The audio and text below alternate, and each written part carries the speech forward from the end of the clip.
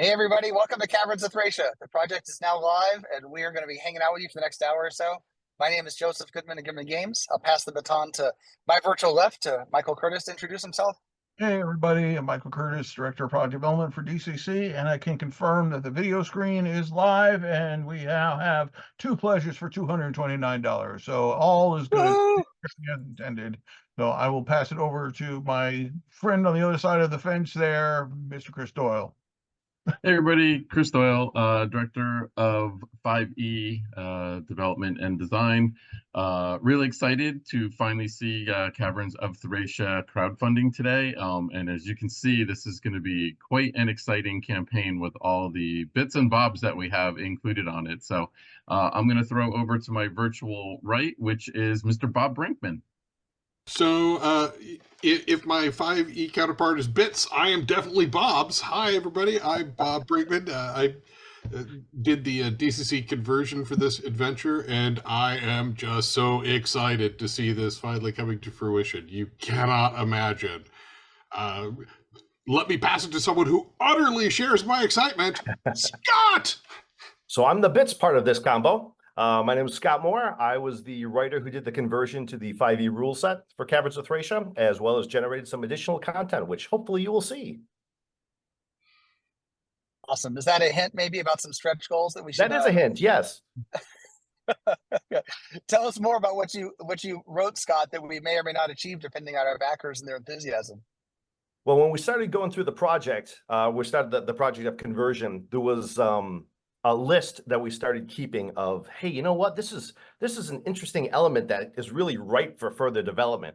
And once we can finish the conversion project itself, we kind of went back to that list and said, okay, what else do we want to write and develop further?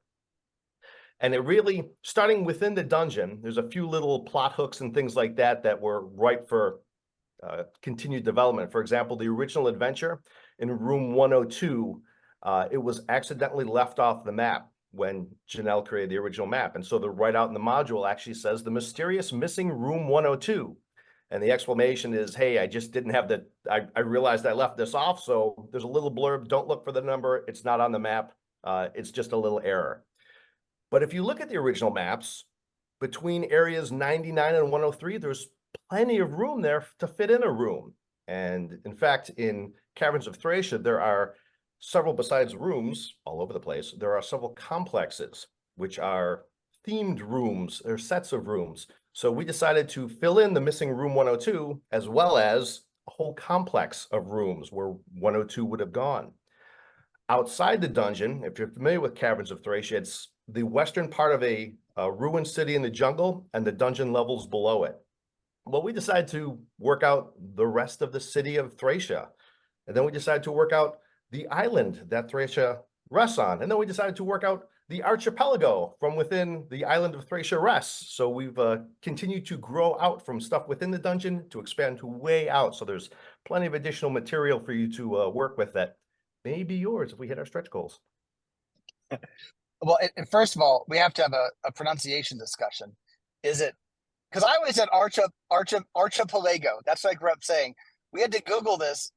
Right, exactly. And apparently I was always wrong. Mike, you sound like you want to chime in here. Tell us all the correct. It's archipelago. Archipelago. Archipelago. And just so you're updated, we've passed the halfway point of funding 4 minutes in. So we're just awesome. We're signing off after we fund, right? Time to put those stretch goals up there. Right. Yeah. So. That's awesome. Yep.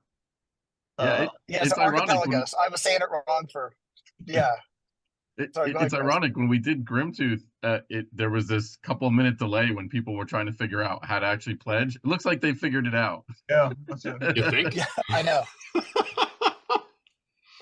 I think so. So actually, and just to direct everybody, BackerKit has a cool feature that tells you the stretch goals with graphics and so on.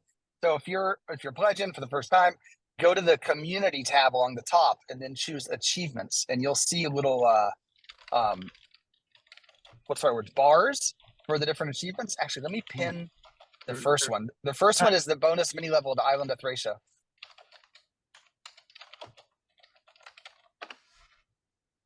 And we're closing out on some of them, and we're going to be, it'll be awesome. So some of the stuff Scott discussed will hopefully be easily achieved.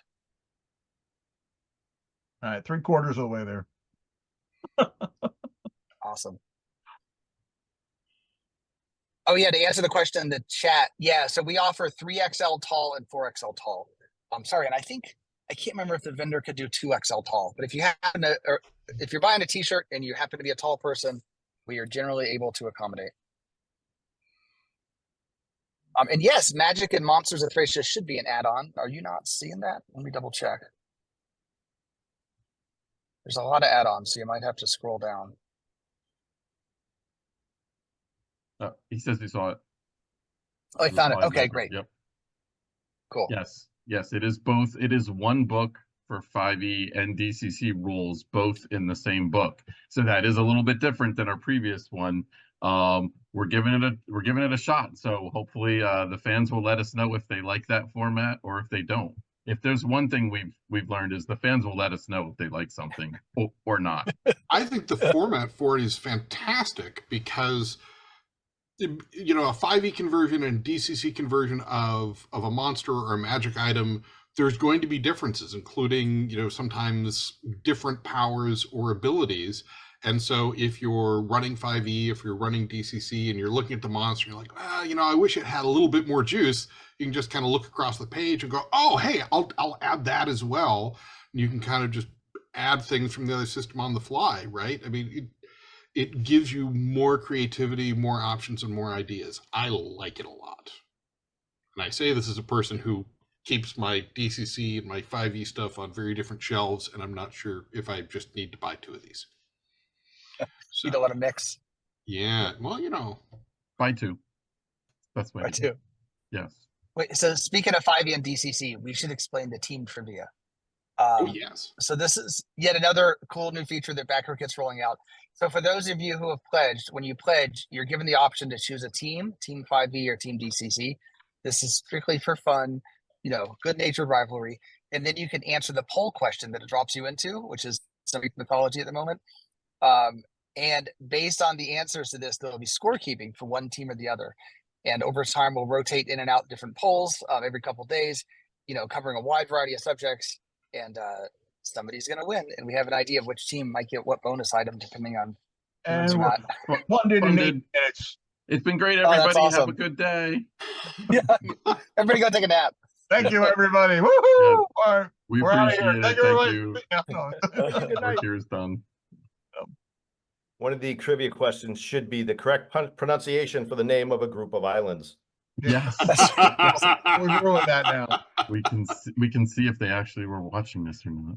You have to send like a selfie video, like you saying Yeah. it. Right. Yeah, So Brendan says he's desperate for a nap. He spent the whole weekend at Origins and probably ran himself ragged. there were a couple of questions on here. First time using Backer Kit, can I just do a DCC version and then add on some more later on? Yes. Yep, I'm Yes, pretty for sure you sure. could do that. Yep. And then the other we should note that will not affect you as a 48-hour backer. If you back now and everything like that, you know, if you choose to change stuff after it, you're still going to be credited. You'll still get the patch. So. Yes. And we always like check and double check our spreadsheets in that afterwards as well. So we'll figure those out in case there's ever an issue. Next question, do the adventure compilations for DCC add anything new to the adventures or to the art? Technically, yes, but not to. We commission new frontage pieces. So basically, on the table that has the table of contents and stuff, there's usually a 2-page piece of splash art. However, the interior contents of it are reprints of the existing material. So you will not find new content or art in those. And can we get a list of adventures included in the new tomes of adventure? I believe that's in the FAQs, correct? We put that in there. Yes.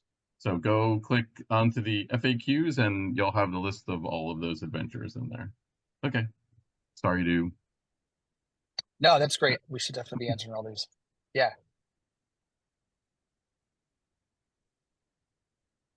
All right.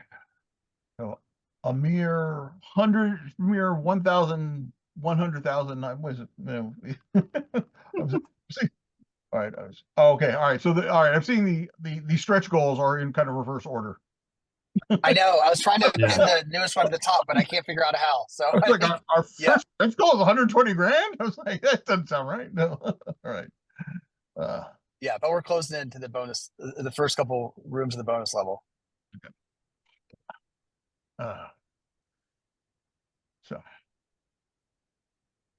Trying to find that section. I don't know where to look. It's under Oh, community, there it under is. achievements.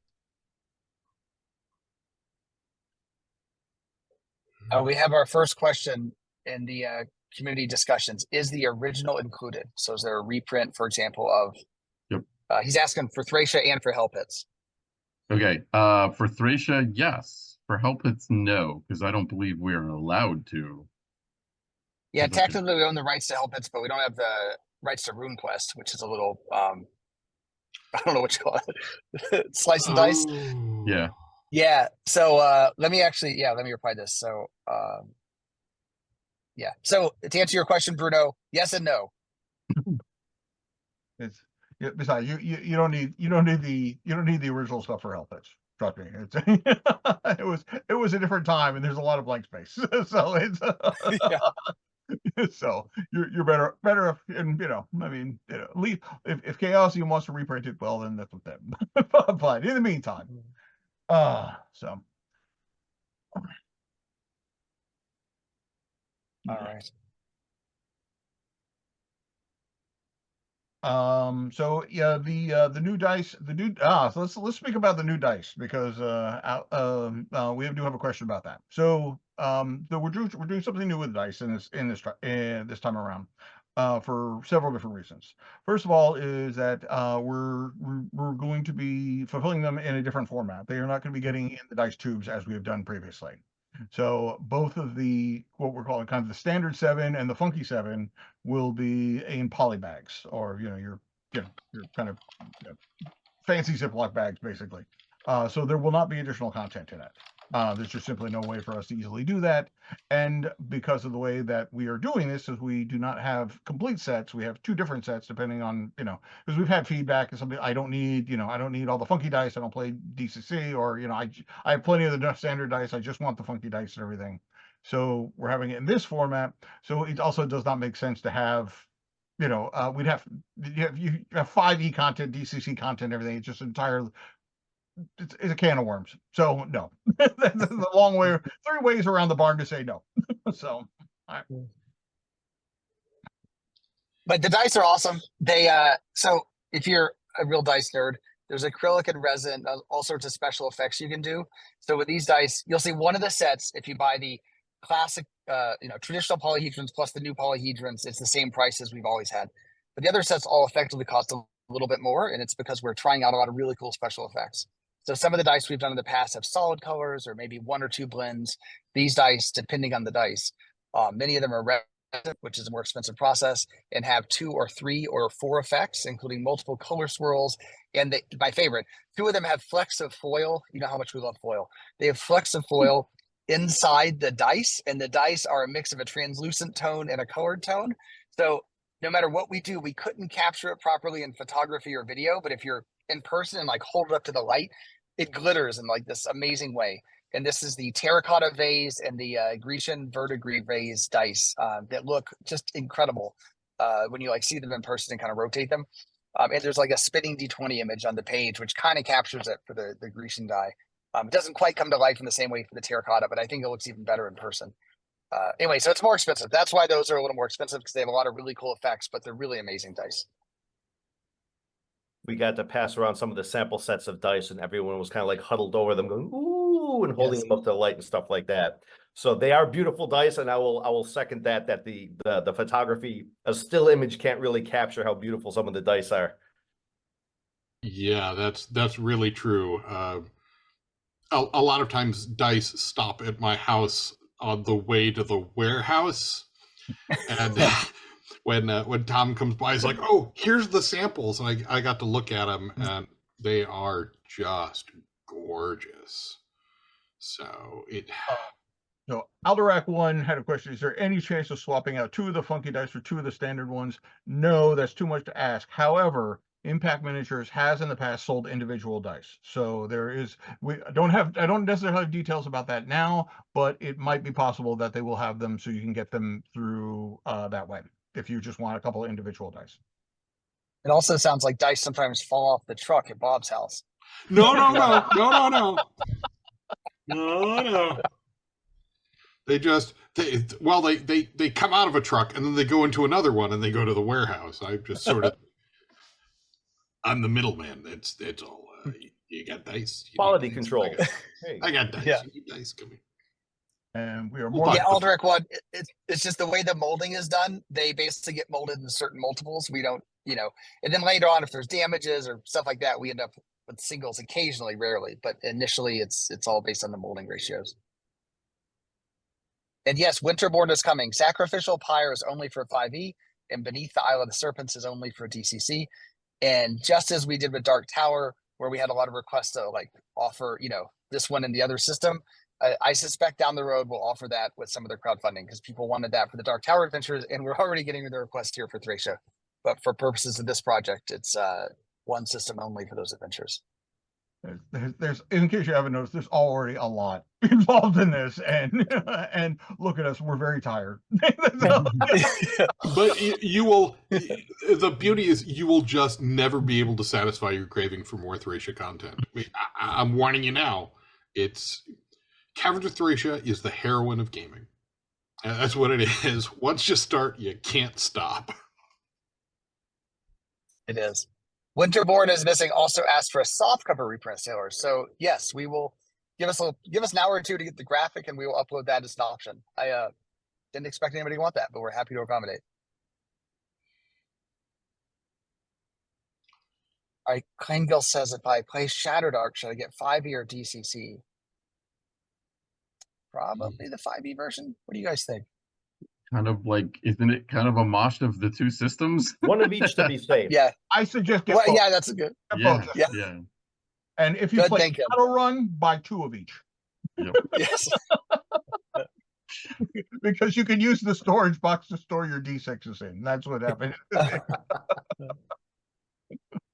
And if you play RuneQuest, buy 4 so that you can convince Chaosium that they need to reprint a RuneQuest version of. So,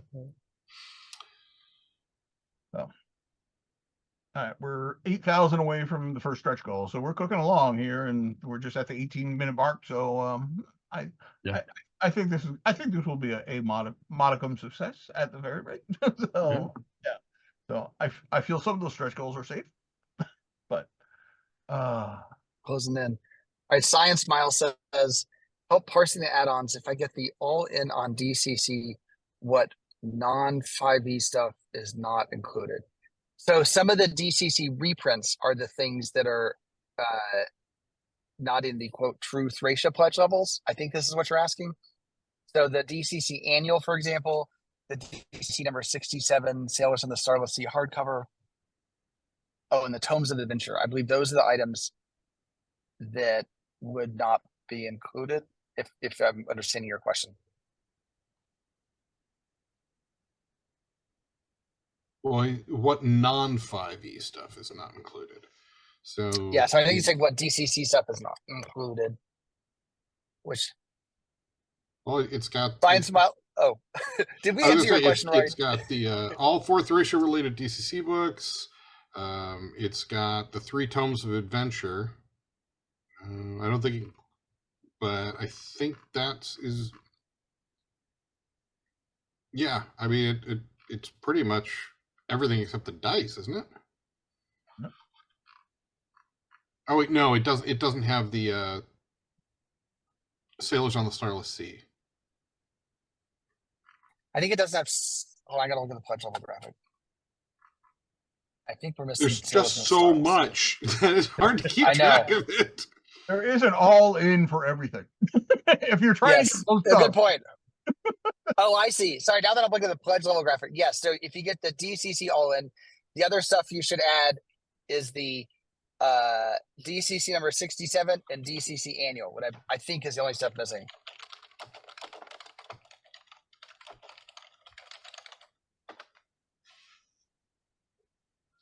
yes, Thracia and Dark Tower would go well together for a campaign. There's kind of some subtle connections in the original adventures to begin with, considering they were both written in the span of a year by the same person. And you can start at Thracia and build up to Dark Tower, since Dark Tower is higher level, doesn't start at first like Thracia does. It's both are historical, both are loads of fun. I would certainly link them together, and if we get further along in the stretch goals, there are materials that recommend other connections between the two. So yeah.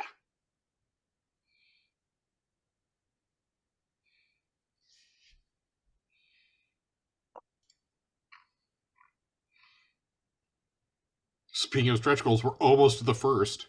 2,000 away, less than 2,000 away. Oh. Sorry if I missed this question. Somebody also asked, is the only way to get all 4 DCC and Pro book, DCC print books to get the all-in DCC? You can do it that way, or you can also pick a pledge level and then go to the add-ons tab and add on whichever items you want. That's another way.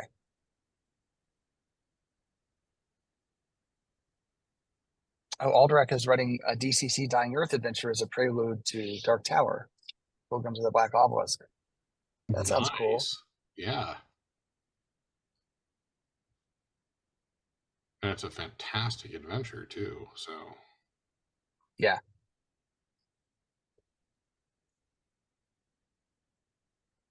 Thanks, Brian. We like our community too. It was one of the things that convinced me to start playing DCC was when Jen joined the Google Plus community. Too soon. When Jen joined the community, and everyone was just so nice and so welcoming, and she could ask simple questions and not go spiraling down in flames. I was like, this is the community for us. Yeah, glad to have you as part of it. Stretch goal reached. Woo! Awesome. Awesome. Scott, your deadline is, it's 10:23. Your deadline's 10:24. Okay. Let's see those fingers move.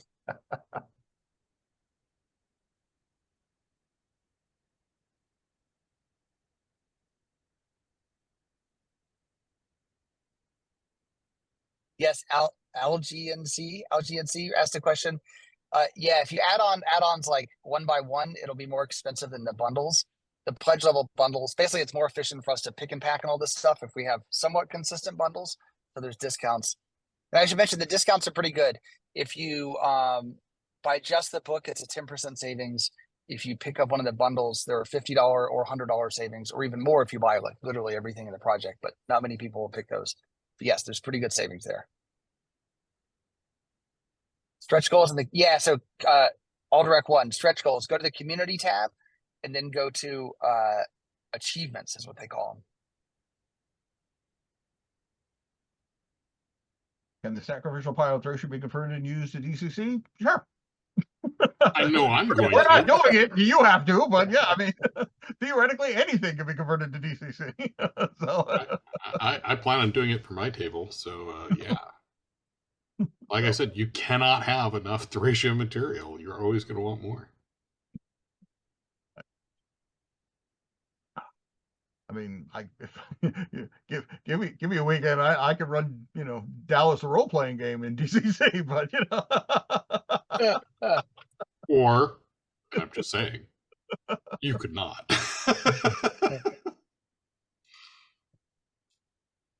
All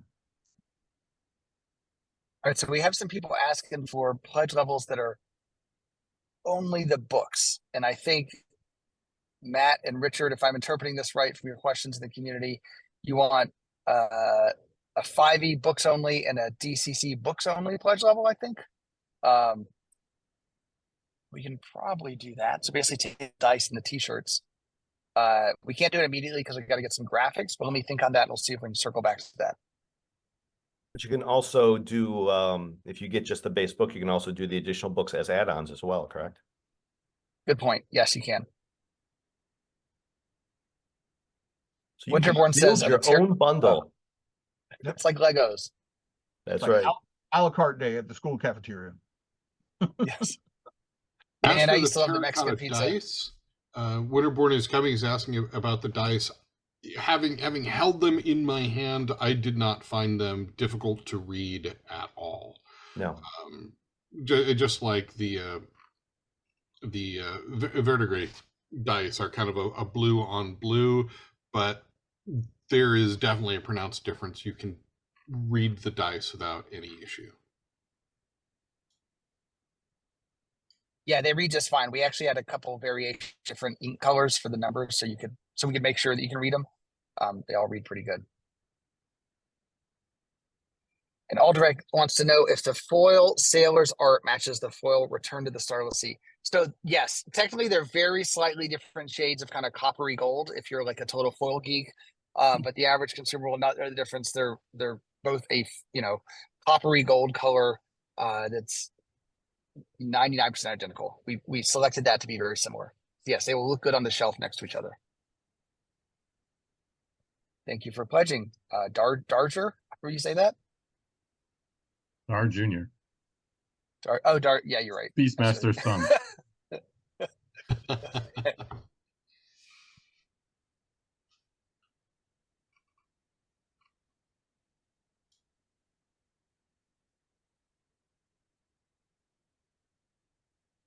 And it looks like on the community leaders tab, Richard Allen, Bruno Pesic, and Matt are our current team leaders.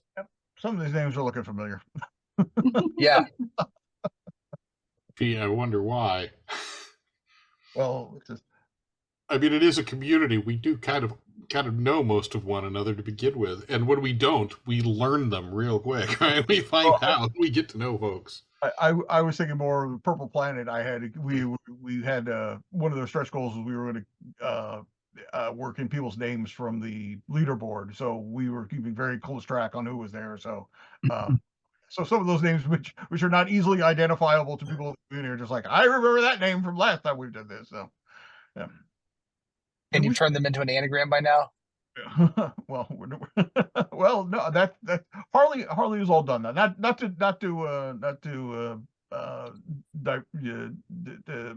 detour into another backer kick campaign. But speaking of that, we should have one of these backer kicks once when we're all like at home. This is the second one where at least some of us are not currently home when we launch it. So it's interesting. So I know, traveling. Yeah. All right, I'm going to work on these pledge levels. It sounds like some people want book only pledge levels. So I got to make a list of the stuff and make sure we don't screw it up.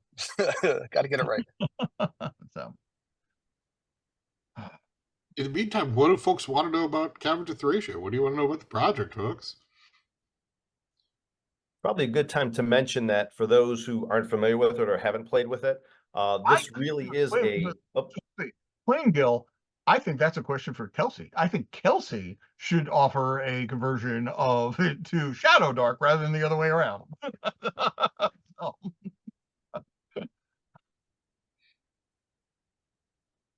I was going to say this, the Caverns of Thracia is really more than just an adventure. It really is kind of a mini campaign setting unto its own. So it's not like, oh, what level did the characters have to be before they can jump into this? Will they gain 1 or 2 levels? You could start in either DCC, and Bob, you can yell at me if I'm wrong, but DCC or the 5e versions, you can drop in new characters and you can play through multiple levels. I think we were saying levels 1 through 10 for 5e, and was it 1 through 5 for DCC? Yep. And you will drop in new characters if you're anything like my campaign playtest group, who have buried a few companions along the way. And that's not counting any of the stretch goals or the additional material as well, which will give you plenty of room to continue for quite a while after the conversion of the original core material. Yeah, but those warbears, they're mean. Run. But yeah, I mean, there's so much meat to it. It doesn't get dull, right? I mean, that's kind of the problem with a lot of mega dungeons, right? It's the same environment over and over. It's a hallway. You go downstairs to a hallway. You go downstairs to a hallway, and each level in Thracia is different from a cavern with a river running through it, to temples, to an underground forest, to a castle with its own dungeon. Everything is different. So every level feels like its own adventure. Every level kind of has its own big bad. So, I mean, the campaign playtest has been going on since, I want to say, August or September of last year, and we are still getting a lot of play out of it and just moving along. There's a lot to it. It's a campaign masquerading as an adventure. Your players will be wishing for just a plain hallway with rooms off it.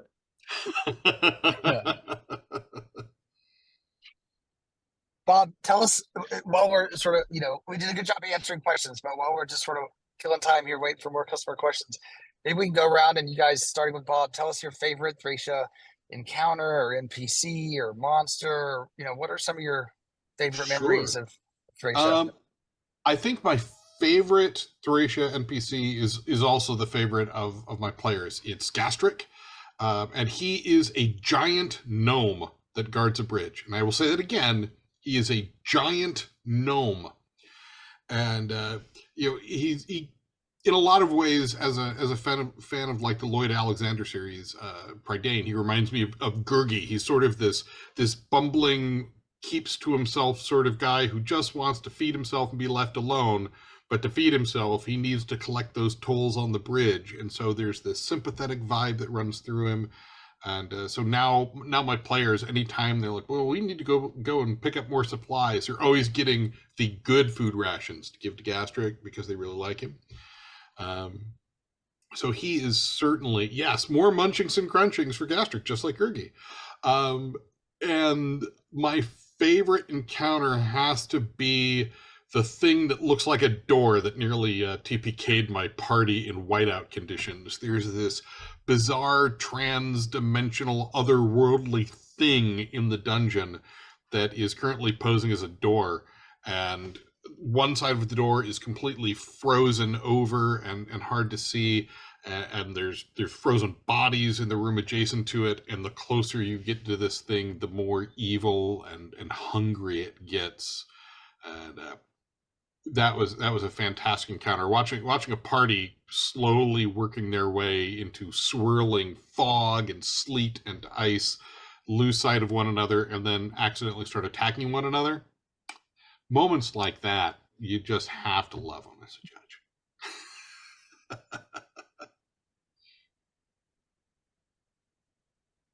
It's awesome. What about you, Scott?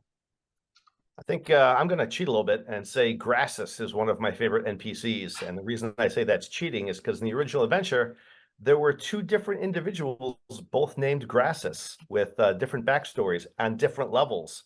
So in the process of going through, we said, you know what? There's a reason there's two characters with the same surname. There's got to be a story behind them. So I think in one of the sidebars, we expanded on it and have the previously untold history of the two Grassus family members, which is just kind of one of those cool plot seeds that was left behind for us to develop. As far as encounters, there's a teleportation pad which can take you to different levels or different spots in different levels. And it was kind of a cool mechanism, I thought, in the dungeon, that when you first come upon it, you probably have literally no idea how this functions, and possibly even after using it a couple times, you might still have no idea how this thing functions. But if you're down there enough and you can master it and figure it out, it's a cool way to kind of get out of places quickly and get to other places quickly within the multiple levels of the caverns. Awesome. And Mike, I want to say, if I remember correctly, were you running Thracia at it wasn't GaryCon. You told me you were running Thracia somewhere, if I remember correctly. I've never run Thracia. I played Thracia, and playing Thracia. Yeah, I played Thracia. You had some story at Brendan's I think it was Brendan's going away party. That's what it was. And you got wiped out, right? Yep, we were first level characters. We chose to go through one thing, and we fought some bats, and then we killed some guys and played. We were like, woohoo! and then we found there was a religious ceremony going on. We're like, we have to stop this religious ceremony, and we charge in there. And of course, it was one of those things. There's like an 8% chance that the ceremony was going on at any given time, and we just happened to stumble into it. And it was led by like an 8th level, high priest and his like 2 5th level flunkies, and they're, we thought it was maybe a little better scaled at that point, but we were overconfident with our early successes, and we got wiped out. So, so that's been my experience in direct, playing Caverns of Thracia in anger. So thanks, Tim.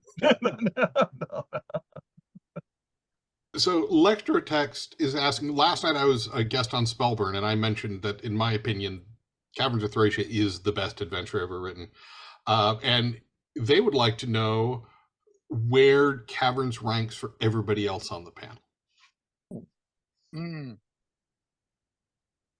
First of all, hi, James. It's no the change. I never played Thracia. You can't vote for your own adventure, Mike.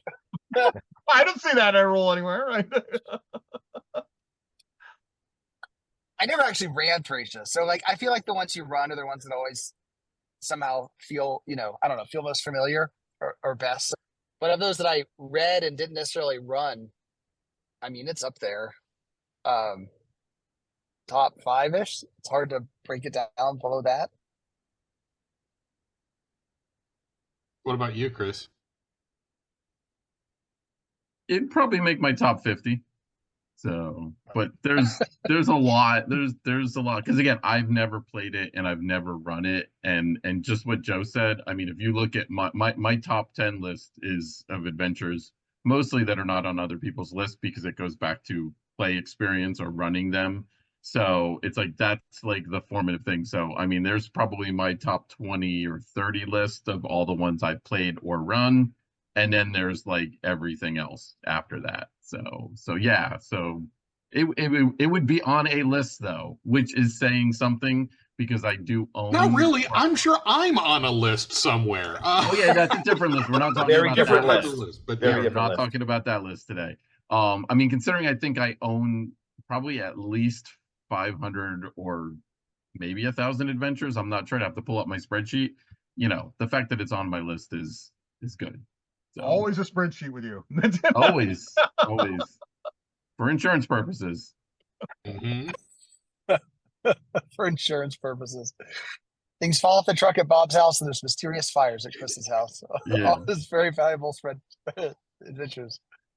I know it was on my top 25 list, because I know, Chris, we bounced some lists back and forth a while ago, and I know it was on there. And one of my preferences when it comes to adventures is there's no shortage of one-off adventures out there, but I love kind of ongoing campaigns. I like the adventure that you can play for a while, not finish it, come back to it week after week, so it feels like you're playing through a long themed adventure or campaign. And that was one of the reasons I loved Caverns of Thracia. There's so much to discover week after week, month after month when you play through it.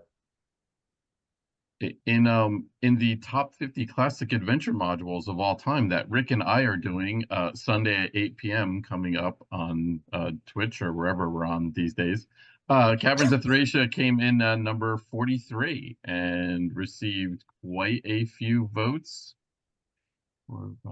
Had about 8 votes, I believe, out of the 31 panelists. So that's a pretty good ratio there. That's pretty good. All right, so we have. Oh, sorry. Go ahead, Mike. No, I was just going to say, it's like, I can't. From a design point of view, it's an amazing adventure, but I can't judge it based on my own short experience of playing it and not having run it. And it's I don't think it's fair to judge an adventure quantitatively, unless there's one of my issues with many role-playing game critics out there, couch credit. Oh, this adventure is terrible, but it's one of those things. If you actually play it, it works out a lot better. So it's no. But Janelle did amazing work in it, and it's from a design perspective, it's definitely high quality stuff. No. That can stretch gold down, by the way. Yeah. Awesome. So let's take a look at the chat on the Twitch channel. It looks like somebody named Kelsey Dion is offering to convert this to Shadow Dark. Anybody know who that is? I don't know. Is I this an think they also imposter? known as Is this Arcane AI? Library. Yeah, how do we know this is authentic? I think we need authentication here. You know, speaking from Arcane Library itself is saying, you know, heck yes, I would do a Shadow Dark Thracia conversion if it were on the table. I don't know. That's a discussion for another format. Let's just say that. So I think we should say thank you very much, Kelsey. That's an amazing offer. And let's figure that out. Maybe we should like email or something. It's 10:40 where I am. Could you have it done by 11 o'clock?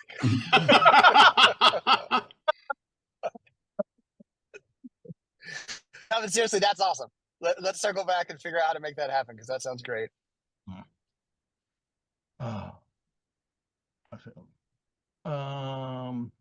question.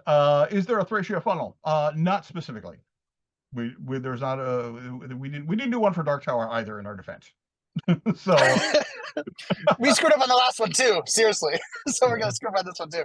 No, dude, we should do a funnel. This is how we wind up overcommitting. Hold on, let me rein myself in. But Stop. I know. Stop.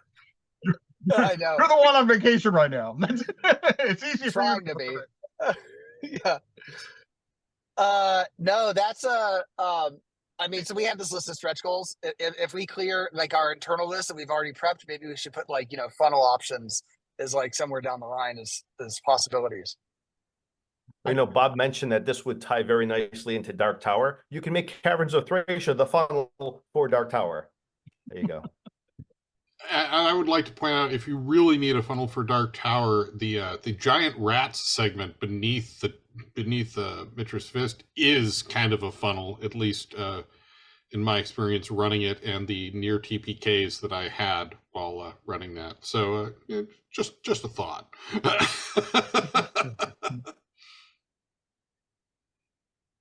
Trying to go back and see what else there's. Let's see. There's a question on the backer kit. The map be scaled for 5-foot or 10-foot squares. They are 10-foot squares. Yes.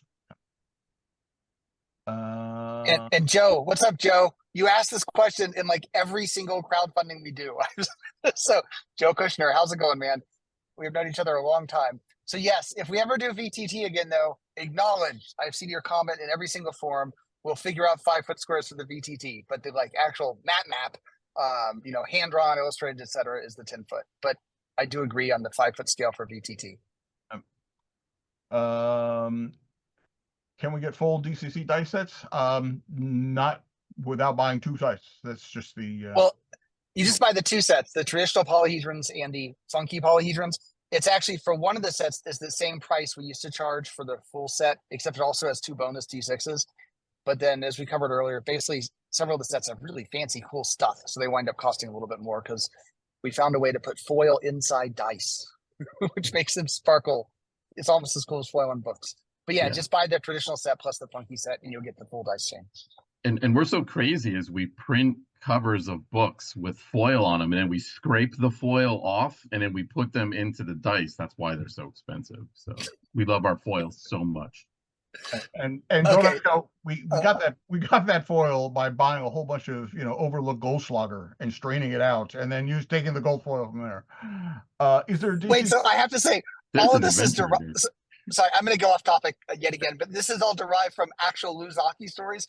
The reason we did the 50-sided die book, what was it, D50 uses for the 50, whatever it was. Yeah.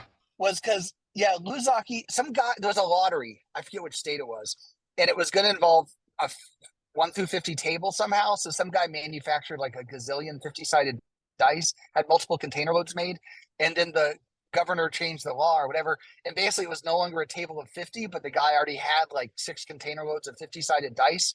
So somehow he connected with Luzaki, and then that's how Lou got the 50-sided dice for like super cheap. Then like 20 years later, Lou still had like multiple container loads of 50-sided dice left over, and that's when I talked to him at a con, and he offered to sell me a whole lot of dice really cheap if we would make a book to go with it. So that's how that happened. And then to your point, Chris, about the inking, one of my favorite stories is when I tried to buy inked dice from Luzaki to sell them. We sold them in our online store, And the regular dice, I forget what they cost. They were like $20, and the ink dice were like $60, like dramatically more expensive. And I asked him, I was like, why are the ink dice so much more expensive? And his answer was, because all the Boy Scouts moved out of town. And I was like, how do these correlate? And it turns out that his kids had been in the Cub Scouts, Girl Scouts, Boy Scouts, whatever. And so for like a generation, he'd been hiring all the local Boy Scouts to ink his dice. And then when his kids outgrew the Boy Scouts, and he paid them like by the face. So like a 20-sided, he paid 20 cents, and a 6-sided, he paid 6 cents or something. But there were like these fleets of like kids like inking dice. And then when his kids grew up, he no longer had access to like the Cub Scout labor pool. And so he was now hand inking all the dice and charged me some exorbitant amount for his own labor cost. Anyway, that was total side note. Mike, you had something work related to say. No, there was a question of whether Sacrificial Pyre is available for DCC, and we addressed that earlier. No, not at this point. It may be in the future, but no, not currently. But we noted on the request, several people asked for this, so we'll try to work it into something down the road. Right. I'm trying to think. I'm trying to see what else is here. What am I? We're looking here. A lot of very happy people in general. LMC 81 has a question. I'm not quite sure what they mean. Why the DCC preview describes level connections, but the 5e preview doesn't. Will you add level connections in the 5e version? I'm not quite sure what that means. I think he's referring to the text when we kind of follow the what we did for DCC Thracia. I mean, with DCC Dark Tower, where at the start of each dungeon level, there is a quick synopsis. Oh, yeah. We're a two-headed Hydra sometimes. We operate under we're Mavericks, so we don't always communicate on stuff. So without throwing Scott under the bus, the reason it wasn't added is because Scott didn't include it. But if we go a little something like this. You got 13 minutes though. No. I'll get right on that. Back. He's going. Okay, so somebody had wanted a 5e books only pledge. That is now added. I've been working while we talk, and I'm working on adding the DCC books only pledge. So yeah, don't forget Mike's record size judges screen needs to get added too. We should add that to everything. If I screwed something up in the process, please tell me. And I'm going to go back to trying to add pledge levels.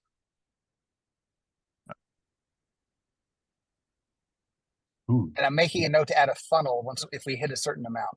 We'll make this one a funnel. All right. Please. No, I would love to see a funnel in this setting.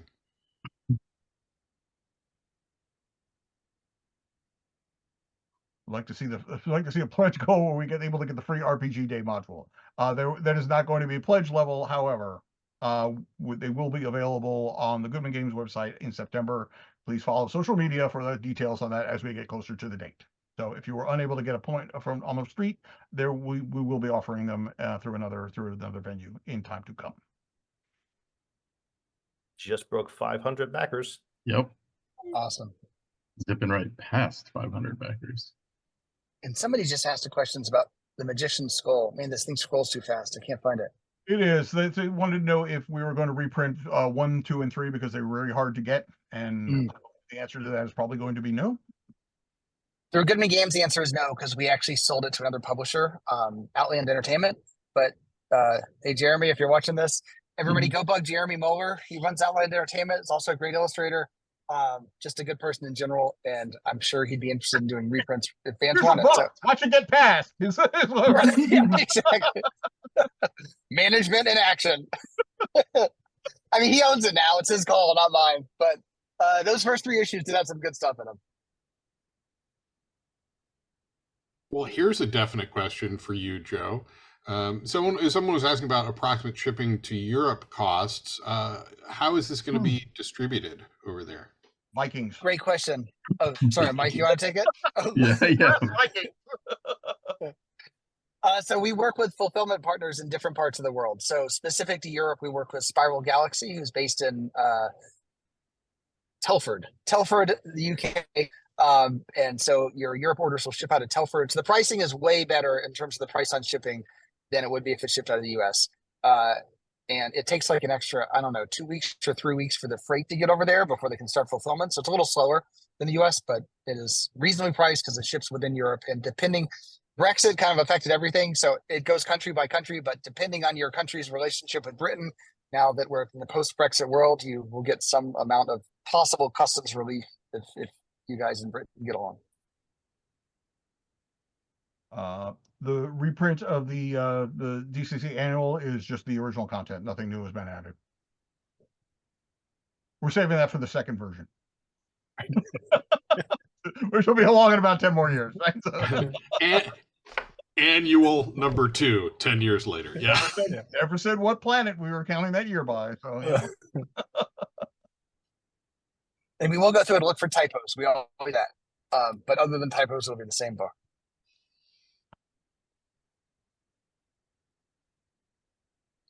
When will PDF drafts be shared with backers? Is there a estimated shipping date?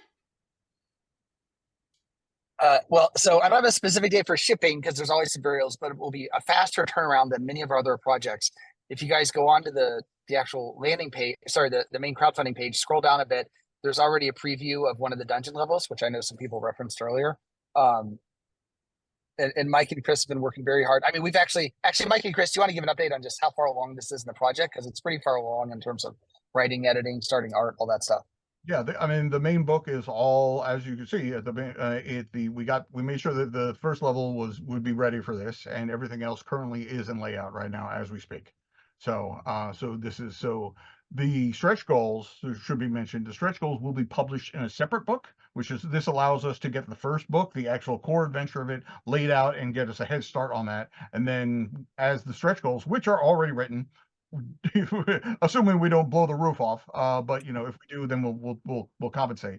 But then that's going to be the next thing. Once we have a definite idea of where we land on the stretch goal, we can put the next book together. The Tomes of Adventure, at least I can speak for the Tome of Adventure, they are already laid out at this point.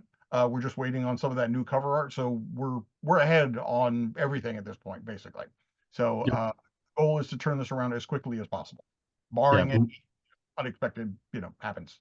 I believe this is our first campaign that has launched, and we're already knee deep into the layout, and all of the books are basically in the process of being laid out, and we're just dropping in art and everything.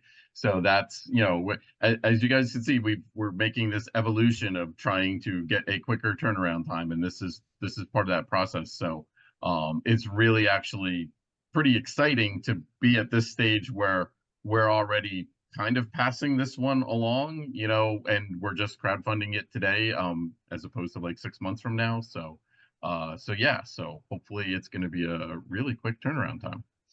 We have been dramatically reducing the turnaround time with each incremental crowdfunding project which has been coming on.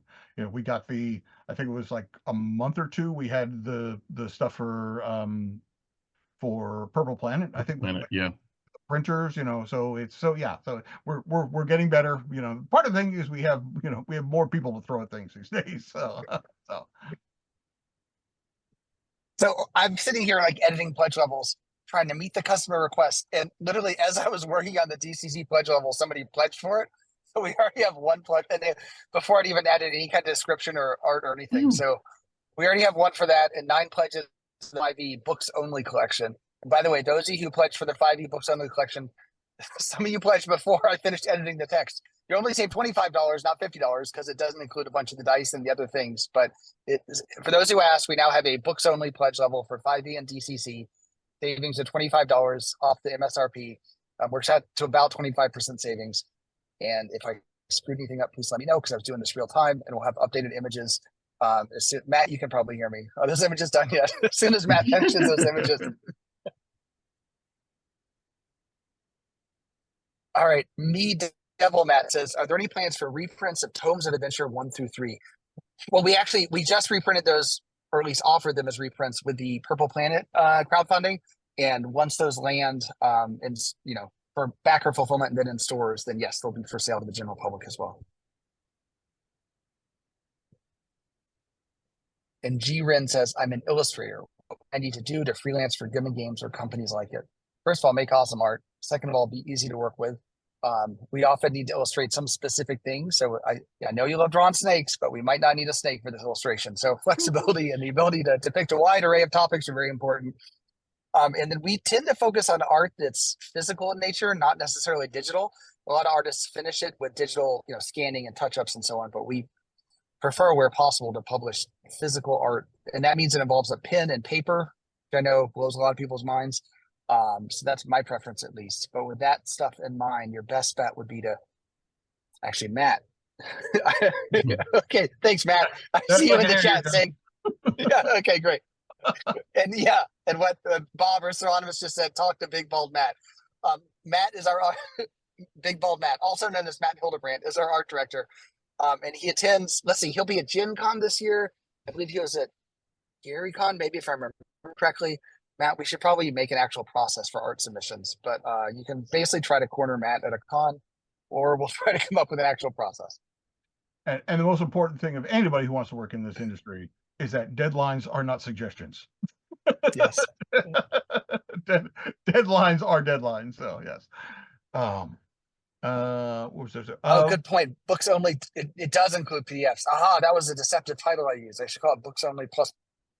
I wonder if they let me edit this still. Hold on. Books only plus that Yeah. undermines only. I know. Yeah. I meant not merch. Print plus books. Maybe I'll change it to books with no merch function. I don't know. Books and ebooks. Books and ebooks. Yeah, there you go. Since don't all of our hard copy books come with PDFs now? Yeah. But not everybody. Good knows. point. Not everybody knows that though. That is true. We should tell people, yeah, if you buy, so we are happy to have pioneered something in this industry. If you bought a Goodman Games book for like the last 5 or 6 or 7 years ago, it includes a little digital download code and the little, usually on the title page or the end sheet, and you can take that code to DriveThru and redeem it for a free digital copy. And going forward, we're now going to start adapting that to also redeem on the Goodman Games PDF store. But thank you, Steve Wick from DriveThru, who helped us work that out. It's a really cool feature and people love it. So you get a free PDF with almost every hardcover purchased, or not hardcover, hard copy. And a question about the sassy Errol Otis cover of the core rulebook. That was associated with the Purple Planet stretch goal. So once the Purple Planet crowdfunding, once that is fulfilled, once the backers get their copy of it, then we'll offer it for sale on the website. So we don't have a date on that specifically yet, but it will eventually be available for wider purchase. And a question, are the books only pledges the same as the all without dice and t-shirts, or only? I think what you're trying to say is, so the Thracia books only pledge just has the quote Thracia books. So it's the 4, the core Thracia book, Monsters and Magic of Thracia, Hellpits of Nightfang, and then either DCC 109, Beneath the Isle of Serpents, or FEF, Sacrificial Pile of Thracia. And then if you want other add-ons like the Tome of Adventure or DCC Annual, you have to add those on. Question for the 5e team. It doesn't show. Yeah, no. So the way we do the stats, oh, that's right, because that's going to be in an appendix. Okay, yeah. So your first level doesn't include the appendix. So if you've got something with full stats like an NPC or a brand new monster, that will be in the appendix portion of the book, which we did not put together for the special preview. If the name is just bolded and it doesn't say see appendix A, B, or C, whatever, that just means go look up the monster in your appropriate core rule book. Not that we're going to name what that core rule book is going to be, because it might be changing in a few months.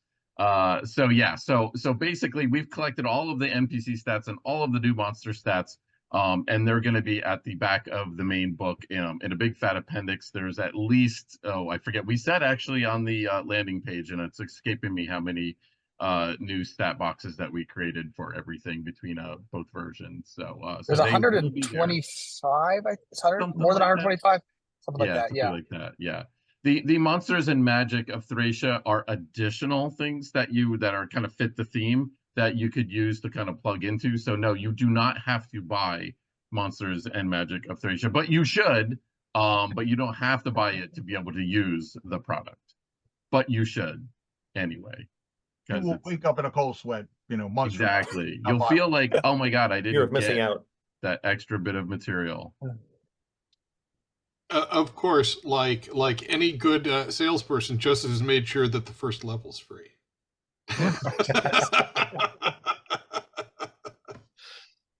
Just inhale that white powder and don't ask questions. Yep. And the reason we include the stat blocks in the DCC version is if this is your first time looking at DCC stat blocks, they are much smaller than their 5e counterparts. So Streamlined is what we like to call them. yeah, streamline them so we Yeah. can slip them in there without, we do have, there are some new monsters in there, which we further elaborate in the appendix, but the stat blocks are small enough we can put them in both places. And then Jim Cutter is Oh. awesome. Do we ever pull any of the Dungeon Denizens into new material you work on? Yes, actually, I've been pulling things from Dungeon Denizens literally for the last 3 years since we've been working on it. So, and that is going to probably happen as soon as Dungeon Denizens arrives. I'm hoping that all of our freelancers, most of them who already worked on it, will have a copy, and all of a sudden they will have 450 some odd new monsters to play with. So yeah, you'll probably start seeing those pop up in our other books. And to answer Grape Ape's question, hi Matt. Yes, if you pledge at like $1 level now and then upgrade later, you will still qualify for the founding backer patch. Or pledge at any level now and then upgrade or change later. And for the DCC rocks, there is no VTT element for Caverns of Thracia currently associated with this. Whether that changes in the future, that's for the future to decide. But but Wasn't that like a 60s song? Something about for the future. I feel like that Janis Joplin. I feel like that sounds like some song my dad used to sing. I was thinking how big Caverns of Thracia is and how long a VTT conversion would take. And I just have one thing to say. Not it. Actually, I just got an update on the Dark Tower Fantasy Grounds conversion. They said they're probably about a month to a month and a half out from finishing the conversion, which frankly is amazing because we sent them the files like 3 to 4 weeks ago, and that is a monster of a module. But yeah, they got some fast converters over there. We have exceeded 600 backers, and we are quickly closing in on stretch goal number 3. Awesome. I'm trying to keep up because with I the want comments. everybody to see the island. I think they're going to see the island. Yes, the higher we go, the stretch goals, the further out we zoom. Yes, right? more and more of the islands. The city, the island, the archipelago. Eventually, Planet Thracia. Planet Thracia. Well, and which is, of course, part of the Janelaverse. There you go. The Janelaverse, yes. You know, we haven't even mentioned that yet. This adventure was written by Janelle Jackways. We should probably mention that. I think wasn't there a Star Trek episode where they went to the all Greek planet? I think that's already been done. I think that was different. That was Greek. This is Thracian. Okay, all right. Like, it is true. It is, yeah. Thracia is just kind of north of Greece. We're just we're not completely unschooled in history. Yes. All right, we got another request on the discussion. On the backer kit community tab for yet another pledge level, folks. I think we're probably approaching the limit of pledge levels we can offer. If you can now mix and match with add-ons. So for the folks who want a certain amount of books plus just one die set, just go for the books only pledge and then add on the one die set you want. There's only so many ways we can mix and match this. Yes, there is an a la carte menu for those of you who didn't realize that. In addition to all the bundles, you can always add 1 or 2 or 30 extra pieces on as well. Look at the add-ons tab. What you're looking for is probably a way to make it happen. Yes, exactly.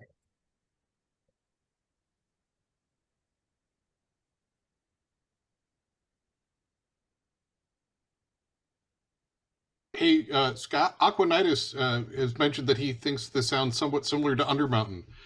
I know you've got opinions on this. All right, you gonna set me up for that one? Okay. Yeah. So Bob and I were part of a discussion the other night, and as I mentioned before, I love campaign style adventures. As opposed to one-offs, I like the ongoing adventures that you can use for multiple sessions. And we mentioned Undermountain as one of the kind of the standard mega dungeon adventures. What sets Caverns of Thracia apart for me, anyway, is if you know the history of Undermountain as a character, when you enter Undermountain, hey, this is this dungeon was created by this mad mage in Waterdeep, and after I finish this level, I go down to the next level, which was also created by this mad mage, and the next level is also created by the mad mage, and it's the same kind of thing. When you go through Caverns of Thracia, it's not just, hey, here's a whole bunch of caves full of monsters to fight. It's you very quickly kind of realize, oh, there's different unallied groups in here. This section is run by this faction. This other area, this other level, this other section of this area is run by a completely different faction. And just because I've already established that these are my enemies, this group over here might not be an enemy. They might actually be an ally if I play my cards right against these other groups. And the further you go, you realize, oh, it's not just two factions, there's more. So beyond the old school mega dungeons of, hey, let's just go in and fight all the monsters. If you like the potential for social interaction, you're going to love this adventure, because there's a ton of opportunity for you to like ally with this group against this other group and liberate this group and deal a blow to this group over here. You can just go through and fight everything if you really want, but there's a lot of potential there for kind of determining who you think are the groups you should ally with and who are the ones you should oppose. So I think if you like that social interaction aspect, it's very different from other mega dungeons. And we have Very good just point. smashed through our third stretch goal. All right. And we're moving all rapidly approaching 100K. Caverns of Thracia will not be a 2-volume set, is currently the plan. So unlike Dark Tower, which was 3-volume set, the original version of the adventure will be published with the conversion. And I just got my email. Mike Merles was supposed to write an intro to the to Thracia. He's a big fan of the adventure and ran into Gary Con. Mike, thank you for meeting the deadline. He just emailed me the essay. So Chris and Mike, I'll forward it on to you. Now that layout has started, we can drop it right in. We actually have an amazing lineup of people writing essays and introductory articles for this book. So many sort of great, name level designers in the modern era were influenced by it back in the day. Chris or Mike, you want to talk about some of the other folks who have contributed essays along in other introductions and so on? Certainly. Well, Chris, why did you mention that? Because a certain somebody is probably watching along at home right now. So. Yes.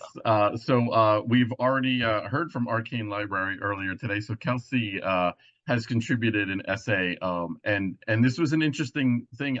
She had put a post in from one of her Kickstarter posts back. This is months and months ago, where she just dropped a line in, my favorite adventure is Caverns of Thracia. What's yours? And instantly a little bell went off into my head, and I said, well, there's somebody we should probably reach out to for an essay. So we made that happen. 2 of the essayists are on this stream with us. Would they care to identify themselves? Wait, Chris, didn't you do one too? Aren't at least 3 of us on this panel? Actually, no. Actually, I ended up not doing one. I took a pass on this one. So yeah. So who is it? But yes, I wrote an essay for it. So Bob. All right. So Bob and Scott have both done, since it's not working. Bob and Scott both did essays. Oh, I waved. I waved and I said Bit and Bob. He did. Yeah. Oh, yeah. We're Bit the and Bits Bob. and Bobs That's right. team, Bit yeah. and Bob. Yeah. So, and then Mike, you want the last 2? Last 2 plus Mike Merle. Is a young designer. I think we're going to hear a lot from him. A certain Kenneth Height. He contributed one based on which I suspected was going to be a good match, because he's had high praise for Janelle in the past. But knowing Ken's philosophy when it comes to a lot of adventure design is start with Earth, and Caverns of Thracia was the adventure that basically said, hey, you can literally start with Earth, and basically went him on to the entire design path. So it's a really, really good essay. So Ken Height, I've heard of that guy. He's going to go somewhere. I think so. No, Ken, you're amazing. Thank you for contributing. Already moving towards the poster map for the island of Thracia. Man, I think I need to publish all these stretch goals. Hold on. Yeah, yeah. Yeah, do you not have more than the first 4 on there? No, there's like they're like hidden in the back. I gotta click some okay. buttons. I'm trying to keep up with the like questions in the community. Always keep them Too guessing. much interaction. You always keep guessing. There you go.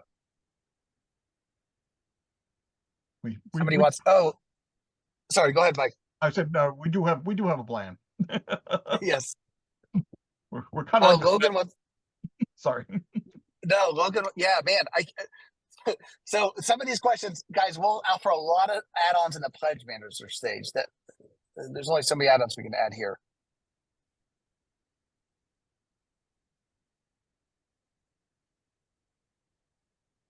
Oh, Bob, you beat me. I was just about to post that.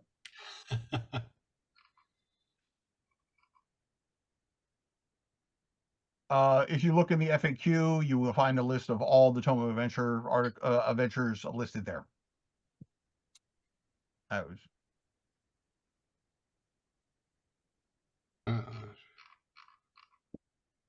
But, you know, since we're all just sitting here, Tome of Adventure 7 is Tower of the Black Pearl, Intrigue at the Court of Chaos, The One Who Watches from Below, Bride of the Black Manse, Dragora's Dungeon, The Making of the Ghost Ring, which nearly killed my dwarf, thank you very much, No. Hole in the Sky, and Against the Atomic Overlord. I mean, those are some great adventures. It's been so long since we published those. I forget about them, but I reminisce fondly on that list of names. Those are some good ones. Mike, I still remember the making of the Ghost Ring was because we had published this new game called DCC and hadn't really outlined anywhere with any kind of detail how you actually make a magic item. Yep. So that, as I recall, that was your adventure to show what it means to quest for it and actually make one. yeah, that was Yeah. that was a fun one to run. That was that's the one to run if your players are like, oh well, this must be the big bad fight, so I'm just going to spellburn myself down to the ground and we'll just take care of that. Done and done. So I wasn't even a caster, and that nearly did me in my. there's a Curtis object lesson in that adventure. There's way so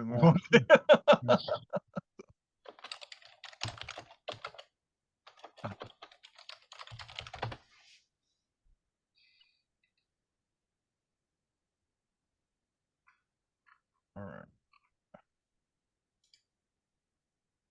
So do we have the next achievements popping up yet?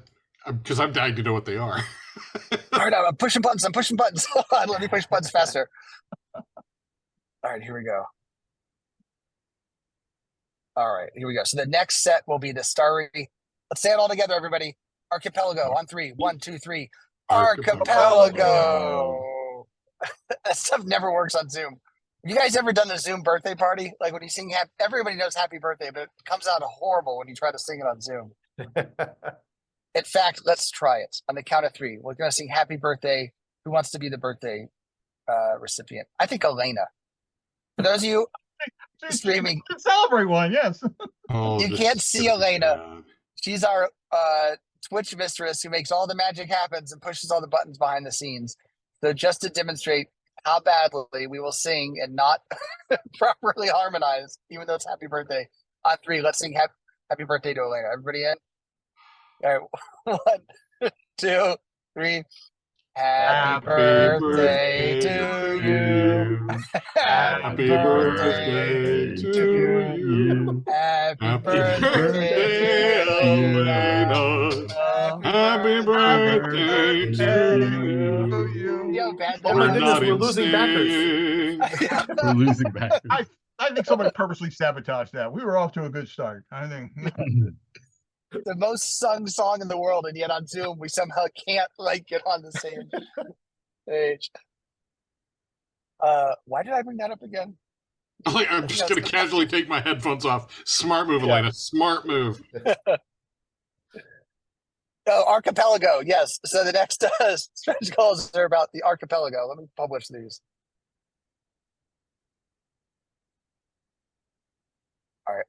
One of them should now be published, and then so we have the second bonus mini level, which is the 150K stretch goal, is the Starry Archipelago, And then after that is an actual poster map for the Starry Archipelago. Yes. I'll wish that one, which would be cool. It'd actually be awesome to have a bunch of these poster maps, and then sort of the stretch goal bundle that backers get will have all this cool stuff that couldn't really fit in the book.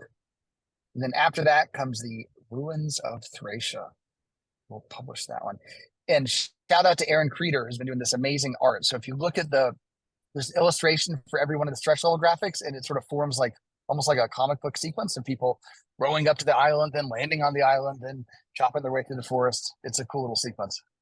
Oh, cool. I hadn't noticed that. That's really cool. Yeah. 700 backers, almost 98K.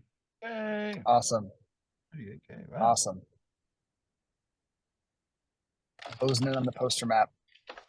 If we haven't said it already, thank you. Thank you, everybody who've been Yes, thanks everybody.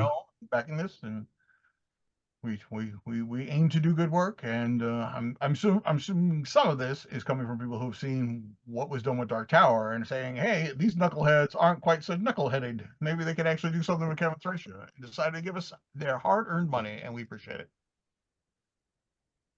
As Mike said, seriously, thank you. It's amazing to be able to make a living making RPG products.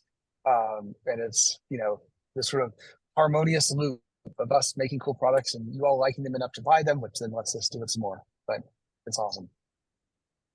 All right, And this is people. also. Hey, people, Sorry, go ahead, Bob. let's unlock the Starry Archipelago. I'm dying for it, man. I'm dying. For real.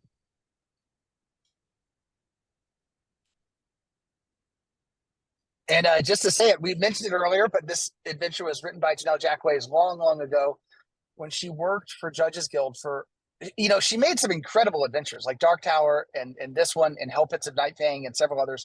And I remember talking to her once. And in my mind, this is like years worth of work. I'm creating Dark Tower and Thracia. I would never assign those to somebody and be like, hey, can you get all this done? Plus like 4 more in the next year. But she basically worked there for 1 year and produced this astounding amount of incredible content while also making the Dungeoneers, I recall, several issues of that during the same time frame. So it's really kind of incredible. Of course, the stat blocks were a little smaller back then, so the word count was technically lower, but still, it's an amazing output. This was also the days of typewriters. There were nobody was using word processors and computers to do all this stuff. You mistyped a line, you were redoing that page over. Yeah, that's a very good point. And as I recall too, I was just rereading it. There's no room 8, correct? Because the rooms go 7, 9, 9A. Am I remembering this correctly? No. We already talked. So I mean, it's the room 120 or 102. I'm sorry, 102 is not there. But I think there's also no. Hold on, let me grab my copy. I think there's also no room. I mean, there's technically a room because it goes 7, 9, 9A.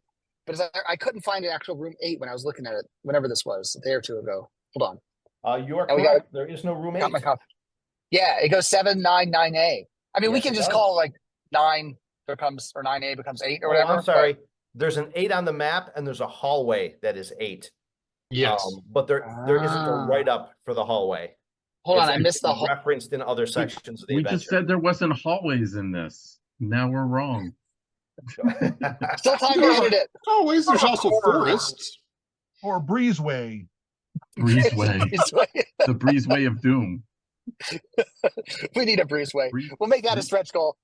101 breezeways. That's the fun breezeway of Thracia. Yeah. You're right, Scott. There is an 8 on the map. I saw just the 9A and 9 and assumed that one of those was to your point about typewriters. I assumed that was like a typewriter mistake, and she was just like, we'll roll with it, But I didn't even catch. There's no 8. Did we describe 8? There's nothing. There's no encounters in hallway 8, but there are rooms off of hallway 8. So they're referenced in other sections of the adventure. But yeah, it wasn't written up because there's really nothing to say about it, I guess. Or she completely missed it. One of the two. Yeah. I think she probably missed it. Like another one of those typewriter. We broke 100 grand issues. By the way, too. So yep. Awesome. Thank you, everybody. Past 100. I think we should sing happy birthday to ourselves. I don't think so. No. I think the chat would like us to refrain. Okay. All right. Hold on. Now I'm going to our version. Did we add Area 8? Where's Aaron's map? Yeah, he has 1-8. Yeah, it'll be on there. Yeah. Good. Woo. our editing past muster.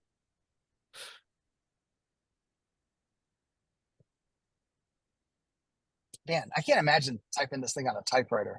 I remember playing with like my parents' typewriter when I was younger. It was like so much work. Even when we got one of those electronic ones, you know, it was so much work. I remember typing up character sheets and underline, underline, underline, underline. Okay, now I've got a spot to write my strength. Yeah. Yeah. Oh my God. And that was with like an IBM Selectric. I even had like the built-in whiteout tape. I was styling. I went through a phase where I was collecting antique typewriters. Like they really are things of beauty. So at one point I owned like 14 or 15, and this was before they were cool. So like you could get them for like $10, you know, at a thrift store. And now they're cool. They're way more expensive. And plus I just ended up with too many typewriters, so I started unloading them. My first year of college, I wrote term papers on a typewriter. Really? No. Wow. I remember being in, I guess it was high school, where we could choose to take either computer science class or typing class, and I picked computer science. But back then, like nobody was really sure where those computer things were going to go. So, you know, some people thought it was a safer bet to take typing. I remember my first computer science classes with tape drives hooked up to the machines. Yeah. I will just quietly turn to dust now. The Brinkman Lich.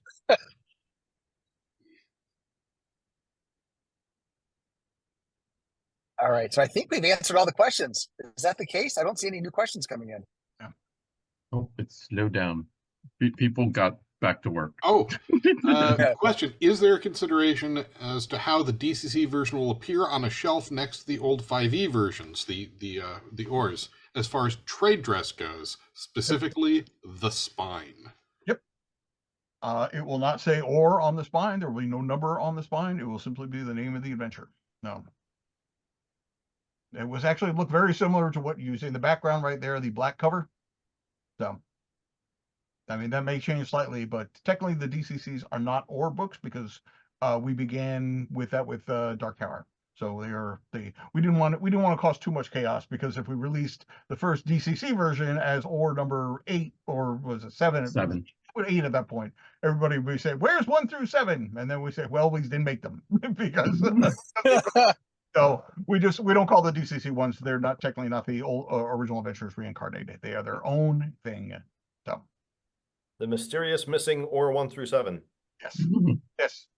Well, they're That's not not missing. gonna They're in room 1 through 102. 6.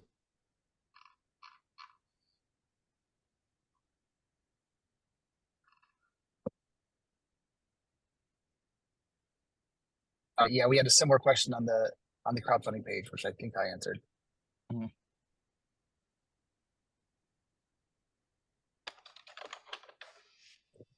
Somebody says Brendan should write a stretch goal booklet to use Caverns of Thracia as a pro dungeon for X crawl. I mean, there's so many cool encounters you can adapt for X crawl. You don't necessarily need the whole dungeon. You really just need a room. I mean, actually, now I'm getting carried away, but that would be cool if we had an X crawl dungeon that had the Dark Tower room and the Caverns of Thracia room, you know, and a couple rooms that were somehow inspired by classic adventures. That could be pretty cool. Hey, Brad, how's it going? Hey, Jess. Yeah, Brendan, put me in, coach. All right, we'll think on this. This could be pretty cool. That's also great for like the yearbook, you know, like a Dark Tower X crawl room. I'm gonna write that down. Watch out. That could be really cool in next year's yearbook. So, question about the archipelago. It's not really a crawl so much as an expanded area. So think of it more like sort of like the old gazetteers, right? So you've got a map. There's the various island nations and city states, and they're detailed out a little bit. So you've got information about the population and who lives there, and adventure hooks for each area. But it is meant to be expanded on either by the judge or, hey, if you guys fall in love with the concept, by me, right, Joe? Right, me. I hear that Bob guy's a good writer. And actually, Beneath the Isle of Serpents is set in the Starry Archipelago on one of those islands. So So you're yes. saying that's first of a series? Yeah, That's what I'm part hearing. one. From your lips to the Dark Master's ears.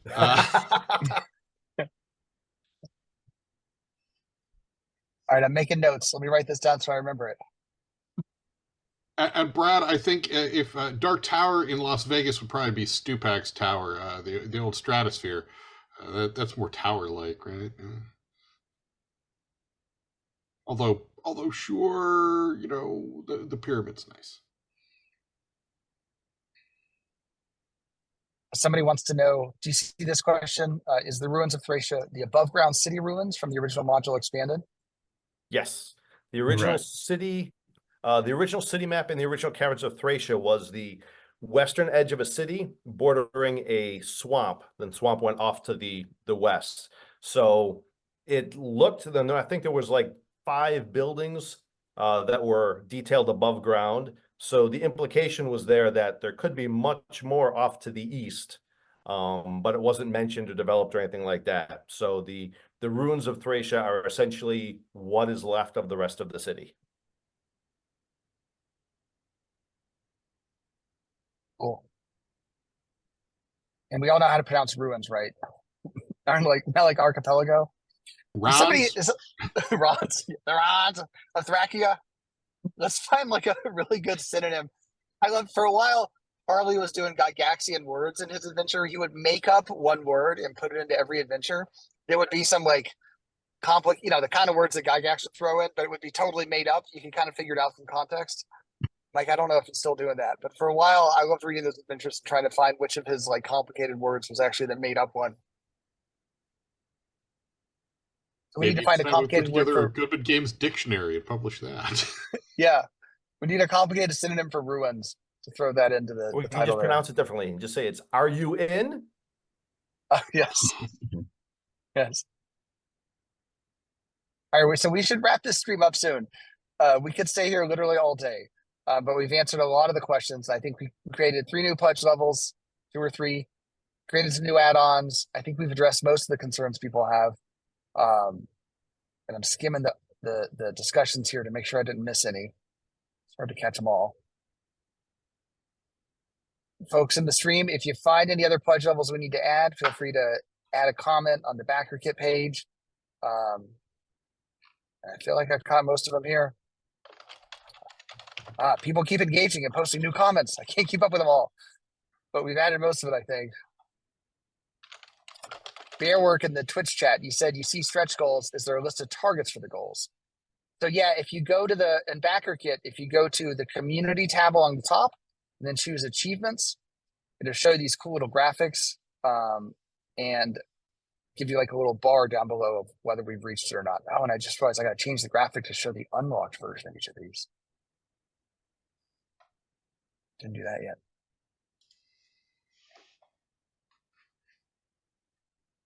Anyway, Mike, Chris, Bob, Scott, any closing comments before we start to sign off? Just thank you, everybody, for continuing to support this, and this has been a true joy to put together, and I can't wait for people to get their hands on this, just as they did Dark Tower and everything else we've been producing. So can't thank you enough. Yeah, we're off to a tremendous start right out the gate.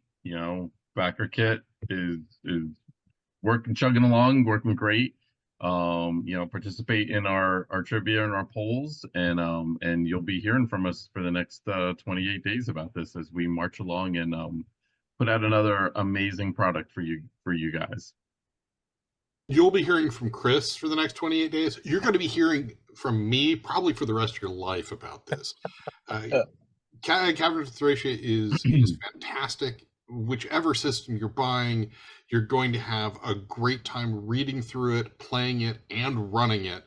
And the more you embrace it, the more stuff like this we get to do. If you all truly embrace Caverns of Thracia, I'm sure Joe will let us do more. And I want to do more. I want to do more Thracia. And once you get to read this and play it, you're going to want more Thracia. Scott? What he said. It's been an absolute pleasure to kind of play around in Janelle's world, and it was awesome to expand expand on some of the concepts she left behind and some of the writing gifts she presented to Bob and myself. So I hope, in addition to experiencing the original adventure again and the updated rules for DCC or 5e, whichever you choose to play, I hope you get a lot out of the addition material that we put together as well, because it's got Janelle's heart in it, and it was a lot of fun to put together. Yeah. Yeah, what they all said. Thanks to everybody. That's This a is- joint team DCC. Woot! Yeah, yes, exactly. It's a joint effort. It's amazing. And I want it, just as they said, I want to keep offering this kind of stuff in the future. We get constant requests, as has already happened here, for all the 5e stuff we did for Dark Tower, flipping it to DCC and vice versa. Same thing here for like Sacrificial Fire or Pyre, doing that in DCC and taking Beneath the Isle of the Serpents and doing that in 5e. And hopefully we can find a way to do that in the Pledge Manager stage or down the road in another project or something, and just keep expanding the Janelle-verse, as Bob likes to call it. So thank you everybody for the support. And we'll be doing another live stream. I think it's like 2 weeks from now, something like that. But along the way, feel free to email us or post on the backer kit or whatever to answer questions, and we'll try to address things as soon as they come up. Thank you, everybody. See you on the crowdfunding page. Thank you, Everybody, folks. bye. Bye-bye.